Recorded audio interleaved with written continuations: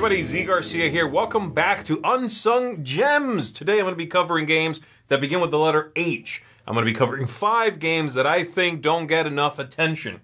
Some of these are ranked very low on Board Game Geek, some not as much, but they are all games that I often don't see being discussed.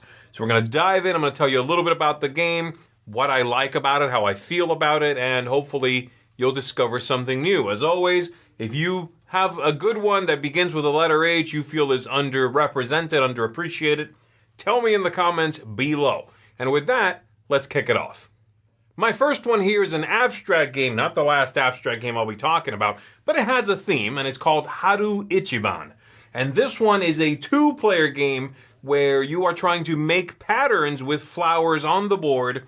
You will then remove that pattern, score a number of points based on how difficult that pattern is to make. It's actually a fairly involved, sort of very procedural abstract game, and it is also not a perfect information abstract game. So it's not a chess, right? In it you have a hand of 3 flowers. They have numbers 1 through 8, but you only have 3. You pick one, the opponent picks one, you reveal them. Whoever played the low number gets to do one specific thing.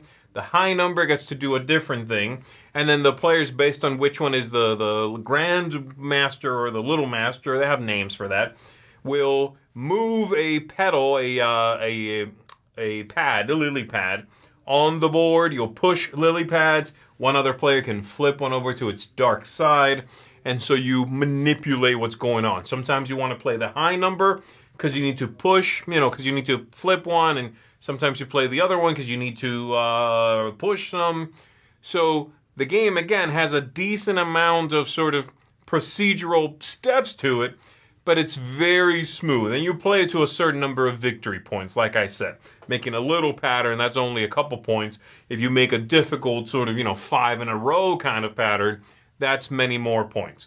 So I like it. It's an abstract, but it doesn't quite feel like one, but it does. It's got not bluffing really, but sort of you have to think about how high or how low you can get away with by playing something. The in-between numbers are tricky, right? So when I play a 5, am I going to be the high number right now or the low one? What has my opponent played already? I think it's a clever one. It's not one I play all the time. But if I want to play an abstract game that has the same sort of feel as an abstract game, very elegant, very calming in a way, but isn't one of those brain-burning perfect information games, then this is a good one. And it has a very popular theme right now anyway, with the nature theme in it. So Haru Ichiban, if you're looking again for something in that fits all those categories, I would certainly recommend it. Next up, I'm talking about Harvest Island. And Harvest Island is a card game. It's one in which you are going to be going through seasons in the game. You're going to be planting seeds and then cashing in those things and scoring points for that.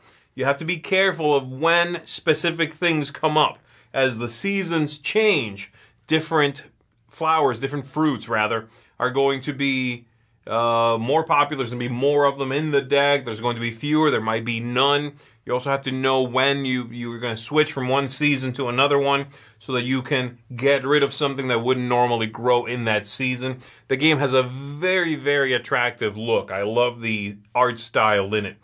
And it's a pretty straightforward, short game. If I had one complaint, it is that the seasons, because the game is fairly short overall, the seasons are very short.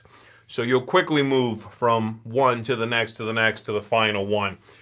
Just trying to do the best you can as you go along the way. You have to make sure that you're using your actions, that your turn is not wasted, because you don't have that many of them.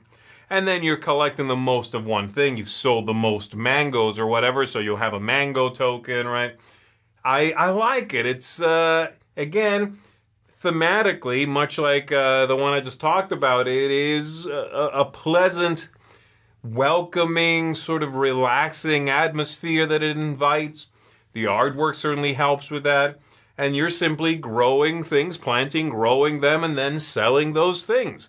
So it's a neat one. It's one that's not as well known, even by Unsung Gems standards. There's very little known. but it is one that if you're a collector of games and you like unique artwork, gorgeous sort of, interpretations of what these games are trying to present, then Harvest Island is one you should be looking into. So, there you go.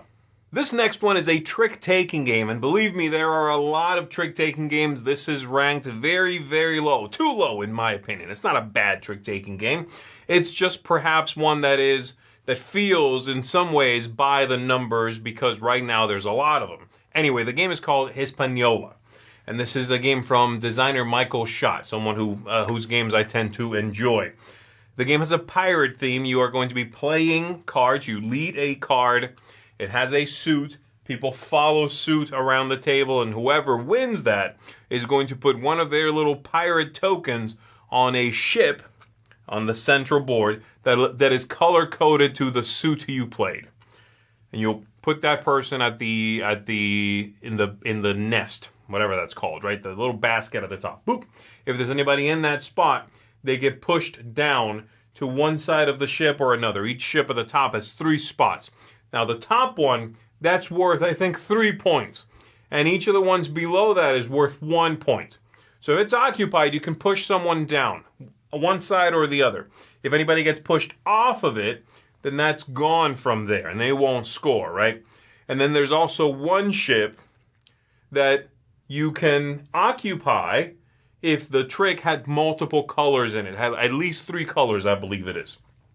So later in the round, usually when folks can no longer follow a lead suit, that ship is going to be occupied. Once the round is fully over, you'll count where your pirates are. So you have to be careful. You don't necessarily want to win too early because you'll go to that great spot and then get pushed later in the hand and then finally pushed completely out, possibly. You want to time when you populate a ship so that you're at that top spot, you get as many points as possible.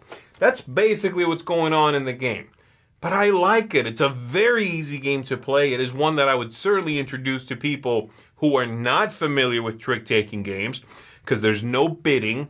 You don't have to guess how many tricks you're going to take. You don't have to worry about partnership rules and indicating to your partner what you intend or don't intend to do. There are no weird Trump suits where this suit is better than this one, but then the ones in this other suit are better than that. It's very clean. And it has a board, so it has a little more table presence than just a deck of cards. I like it. I think it's a neat one. It is one that, again, I think it's going to be buried in someone's collection if they have a lot of trick-taking games. But if you don't, and you're just looking for one that is not kooky and just works well, then Hispaniola is a good one for that. All right, up next is my second pick today from designer Bruno Catala. Haru Ichiban is also from Catala. This one's called Histrial, and it has a theatrical theme. You are supposed to be putting on plays and pleasing the king. And the characters in the game are all these anthropomorphic animals, okay? And so, the way it works is, you have cards at different locations. You are going to be simultaneously picking where you're going to acquire those cards. All the players are doing this. And then, if you are the only one who went there, you will get the cards that are at that location. If multiple players go there, then nobody gets it. But you have a special deck of cards set aside, and you'll draw from there. You're going to get a special ability, basically. If you did go head-to-head with someone and couldn't get away with being alone somewhere. And you're hiring actors, you're triggering special abilities. There's a neat sort of central piece that shows a stage with a backdrop. And that backdrop shows you if the king is interested in a drama or a comedy. And you spin, in fact, this cardboard piece. You can turn it at the top and it shows you drama on one side, comedy on the other one. You'll track how far one way or the other the king is, how he's feeling. So as the needle moves to the center and crosses the threshold, whoop, and now he wants the other thing. And it's a lovely game. Gorgeous hard work, great little plastic pieces. Very engaging, very interesting. I suspect part of the reason this game is not more popular is because it was quite expensive for what it is. That gorgeous cardboard theater isn't necessary. You don't really need it. It's just nice looking. And I imagine it added to the cost quite a bit. But if you're looking for a good game that manages to not make simultaneous selection too confrontational, because that's one thing I don't like in those kinds of games. It's not a mechanism I gravitate towards because somebody gets lucky going somewhere where nobody else went. They get away with a bunch of stuff. And then you and I matched up somewhere and maybe we don't get anything. I hate that feeling, right? It feels random. Well, in this one, they circumvent that problem by giving you something that other players don't get, right? You have a special card you get for that happening. And that's like a scoring opportunity, I believe, is what comes from that. So this is a very neat game. You want to play with multiple players. This is one you want to play with 4 or 5 players. And if you like the theme, if you like the illustrations, and you enjoy the idea of that mechanism, this is one I think you are going to like. History is a big box game. It's a little smaller than the box would indicate as far as how it feels, and it's kind of pricey. But if you can find it on a deal, I definitely would say pick this one up. We started with an abstract game with a theme, and we're ending with an abstract game with a theme. This is a game called, I believe, Hop, because it's about frogs, hopping. But it's spelled, as you can see, H-O-O-O-P, which would be pronounced hoop. But I think they mean for it to be hop, okay? In it you have frogs. The frogs are trying to leave from your little starting area, traverse to different lily pads, and then go to all of the opponents' starting locations. If you manage to do that first, you are going to win. The game feels a little bit like Chinese checkers in a way, okay? You are on your turn going to be hopping and doing that, moving, but you need to do so over these little wooden bridges. And every time you hop over one, the bridge is going to go away. So one of the actions you can take is putting out a bridge somewhere. You have to be careful. You might just end up putting out a bridge for an opponent to then use the one you spent an action on. And then another level on top of that is that if someone hops a frog onto where you are, you need to leave that spot. You have to go to an adjacent lily pad from there. And that could cascade, by the way. So if I now have to leave and I jump onto one where there's someone else, they need to leave. And so it's very much an abstract positional game with a great look, very cute little, plastic frogs, or I think there might be a little, I think they're plastic. I don't think they're rubber. I think they're plastic. Nice little wooden planks. They're cardboard bits. And very easy rule set, Again, this was a good one for folks that are used to introductory abstract games. This is a good game to play with people who play checkers or Chinese checkers or that kind of thing. Chess, this is not. But it is, it's a good thematic game in that sort of checkers category. I think it's a good one that's going to go over well with a mixed age group. You want to play with kids, show them some abstract gaming concepts, and maybe, grandma wants to play too, then this is going to go over well. It's a little confrontational, yeah, but it's sort of silly, and it should elicit laughs and not anger. So there you go. That's my final pick. And that's going to do it, everybody. Those are my 5 picks for Unsung Gems that begin with the letter H. Again, tell me in the comments below what you think of these, if you've played any of them, and some that begin with H for you that you wish got more attention. But that's going to do it. Thanks very much for watching this. Go back and check out previous videos in the series if you haven't seen them. And, of course, stay tuned for upcoming letters in this series of videos. And that's that. My name is Zee Garcia. I'll see you on the next one.